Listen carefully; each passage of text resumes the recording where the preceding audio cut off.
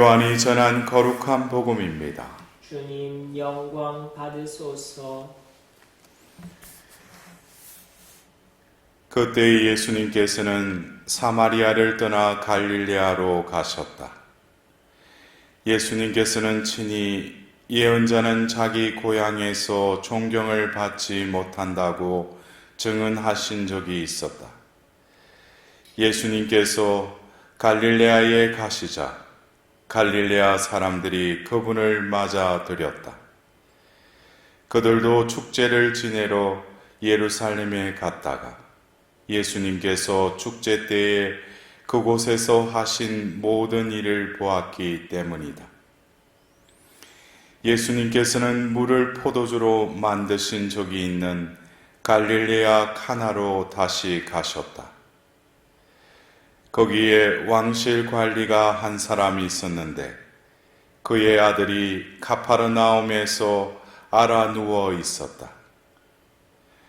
그런 예수님께서 유다를 떠나 갈릴레아에 오셨다는 말을 듣고 예수님을 찾아와 자기 아들이 죽게 되었으니 가파르나움으로 내려가시어 아들을 고쳐 주십사고 청하였다. 예수님께서는 그에게 이르셨다.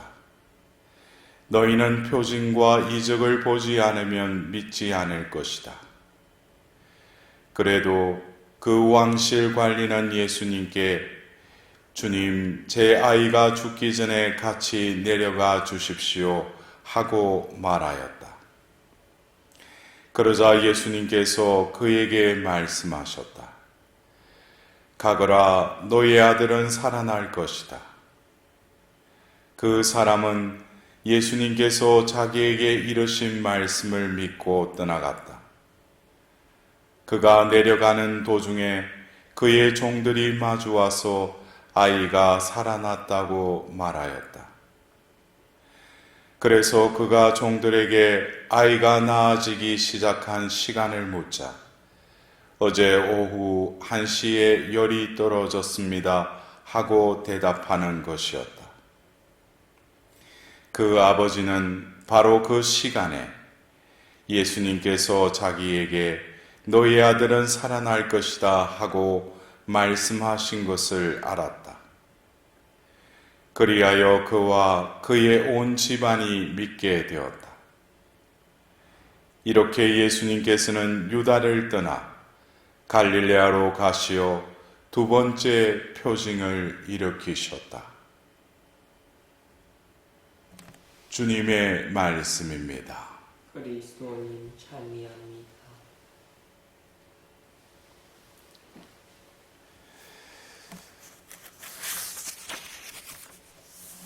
우리는 오늘 사순 제4주간 월요일 이 말씀 전례를 통해서 하나님께서 하신 이 말씀은 꼭 이루어지고 만다는 것에 대한 확신을 우리에게 불어넣어주고 있습니다. 우리가 오늘 들은 이사야서 65장 17절의 그 말씀, 보라 나 이제 새 하늘과 새 땅을 창조하리라. 예전의 것들은 이제 기억되지도 않고 마음에 떠오르지도 않으리라. 구약의 한 예언자를 통해서 말씀하신 이 예언의 말씀은 역사적으로 구약의 한 예언자, 이사야 예언자를 통해서 말씀하셨고 또한 성경의 마지막 근인 요한묵시록 21장 1절에 사도 요한이 나는 새 하늘과 새 땅을 보았습니다 라고 또 증언하고 있습니다. 어쩌면 이 이사야서 65장 17절의 말씀 또 신약의 요한묵시록 21장 1절의 말씀 내용은 새 하늘과 새 땅을 창조하리라고 말씀하셨고 이 말씀은 미래를 지향하지만 바로 묵시록 21장 1절에 새 하늘과 새 땅을 보았습니다라고 과거 완료형으로 요한복음사가는 성경에 또한 명시하고 있습니다. 어쩌면 우리의 시간대, 우리가 살고 있는 이 세상에서의 이 시간은 진행형이지만 또한 제한적이죠. 그래서 우리는 과거, 현재, 미래라는 이 시간의 그 유대 안에서 우리는 지나간 시간을 과거라고 하고 지금을 우리는 현재라고 하고 아직 다가오지 않은 그때를 미래라고 밖에 우리는 그렇게 규정 지을 수밖에 없습니다. 그러나 하느님의 시간은 영원의 시간이기 때문에 과거, 현재, 미래는 하나님께 의미가 없는 것이죠. 그래서 우리는 성경에도 하나님께는 천년이 하루 같다고 그랬어요. 이것을 우리는 이해할 수가 없죠. 하나님의 시간대와 우리의 시간대. 그러나 우리는 바로 이 말씀에 나오는 카이로스라는 그때는 바로 과거의 때, 또 미래의 때라도 바로 현재의 하나님의 그 시간으로 우리의 영이 일치하면 과거는 더 이상 과거가 아니고 미래도 더 이상 미래가 아니라는 거예요. 이 현재에서 모든 것이 이루어진다는 거예요. 그래서 예수님께서도 바로 2000년 전 나자렛 해당에 가셔서 이사야 두루마리를 펴시고 또 적혀진 그 말씀을 선포하시고 나서 바로 이 말씀이 이 자리에서 이루어졌다라고 말씀하십니다.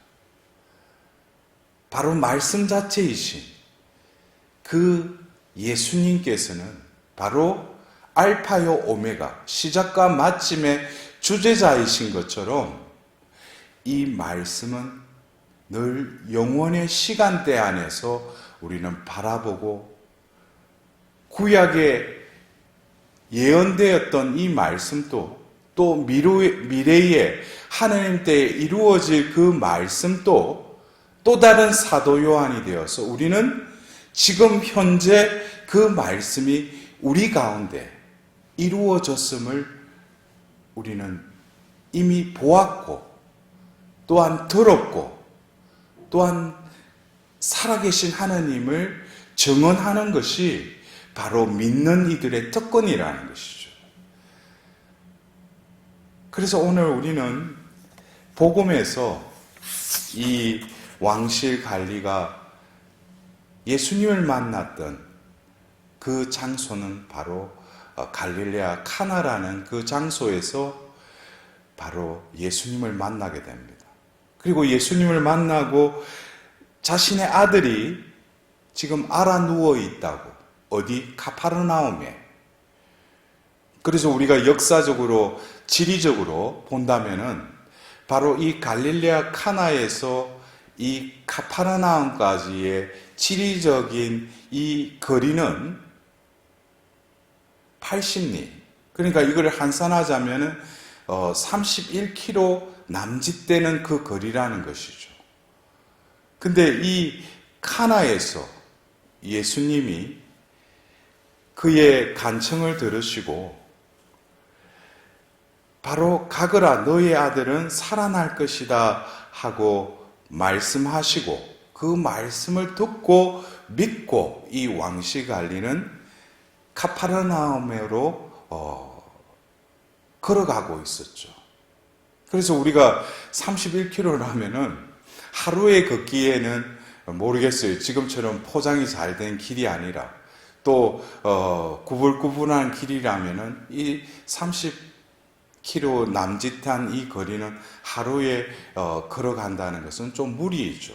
그래서 오늘 이 성경에서도 어제 오후 1시에 열이 떨어졌습니다. 그러니까 하루 남짓 걸어가고 있을 즈음에 바로 그의 종이 바로 그를 마중 나왔다는 것이죠. 그러면서 그 말씀하신 그때가 바로 예수님께서 말씀하신 그때는 우리의 편에서는 어제라는 과거였지만, 그러나 아직 미래의 그 아들이 낳았던 그 시간대는 미래가 아니라 바로 예수님이 말씀하신 어제 오후 1시에 예수님께서 너의 아들은 살아날 것이다 했던 그 말씀이 지리적으로 떨어진 그 카파르나움에서 이미 이루어졌다는 것입니다.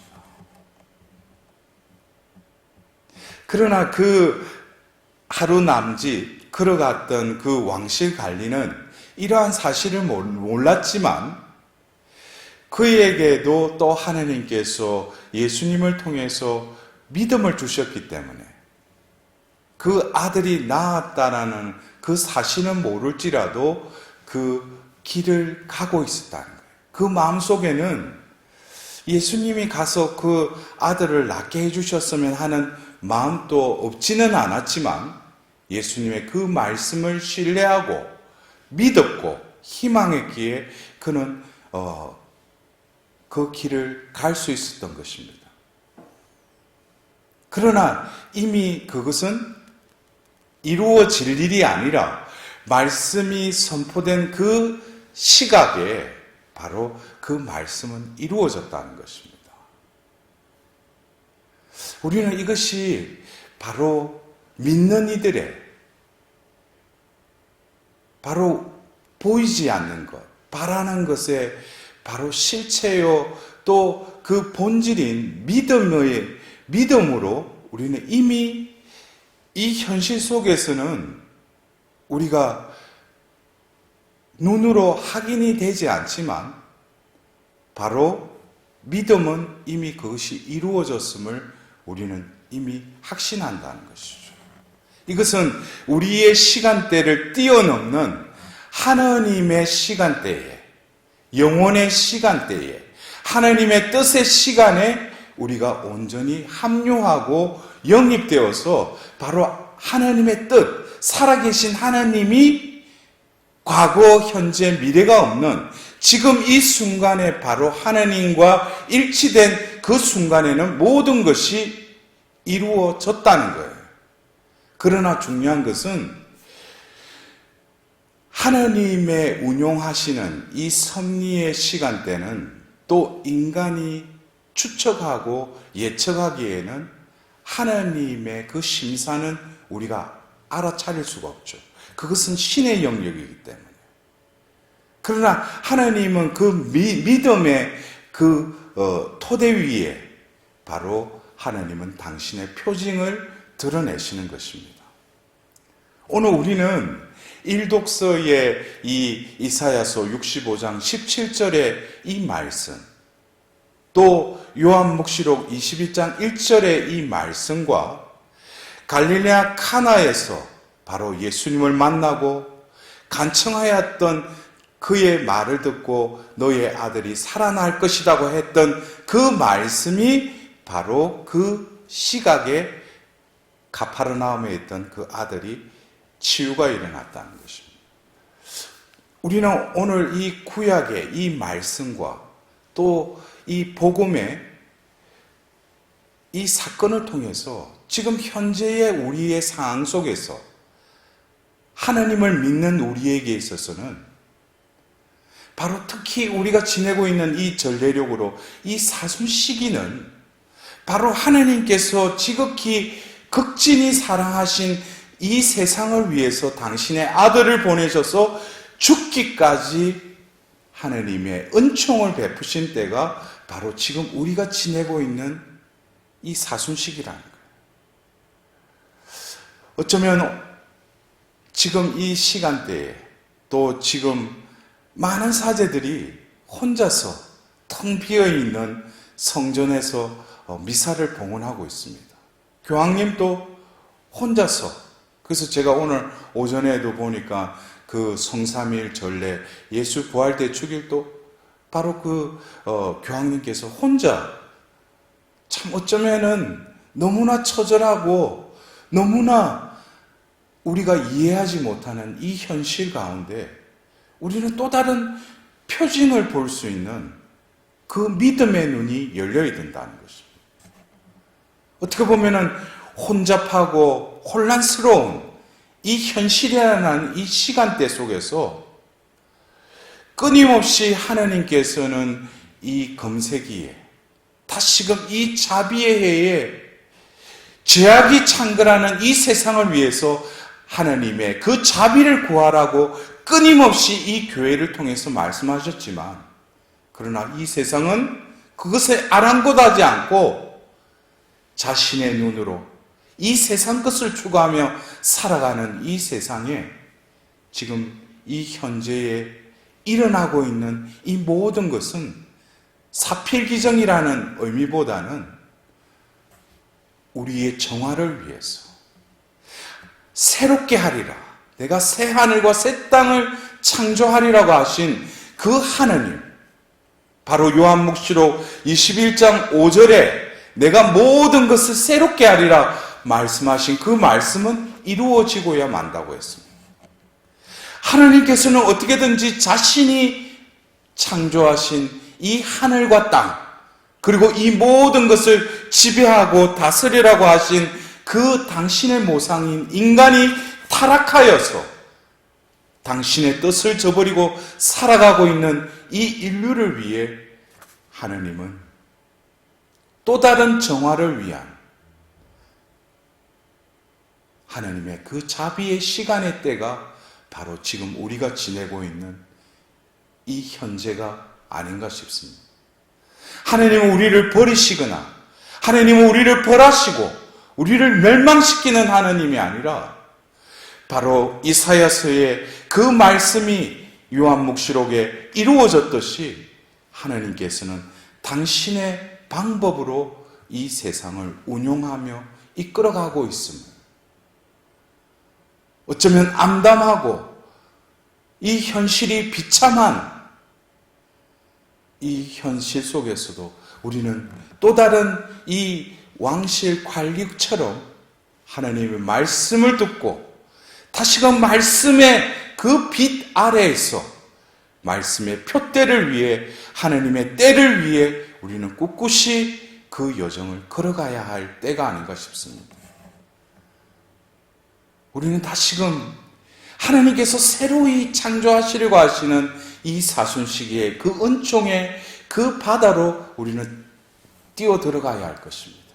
그리고 그 자비의 바다에 우리는 우리의 존재가 진정으로 하나님의 진노와 하나님의 징벌을 벗어날 수 있는 유일한 길은 하나님의 자비밖에 없다는 것을 우리는 신뢰하고 의탁하며 다시금 하나님께 우리 자신을 내어드리고 산재물로 우리를 봉헌해야 할 것입니다.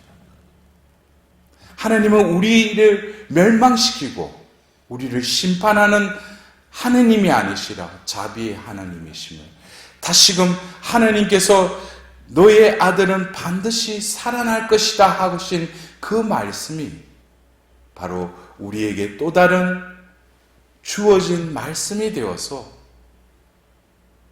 이 현실 안에서도 이 세상을 위해서, 이 교회를 위해서, 우리 주변에 일어나고 있는 모든 이 병고에 시달리고 수고하는 모든 이들을 위해서 다시금 하나님께서 일으켜 주시고 다시금 살려주실 그 때를 희망하면서 우리는 이 사순 시기의 여정을 계속 걸어가야 할 것입니다.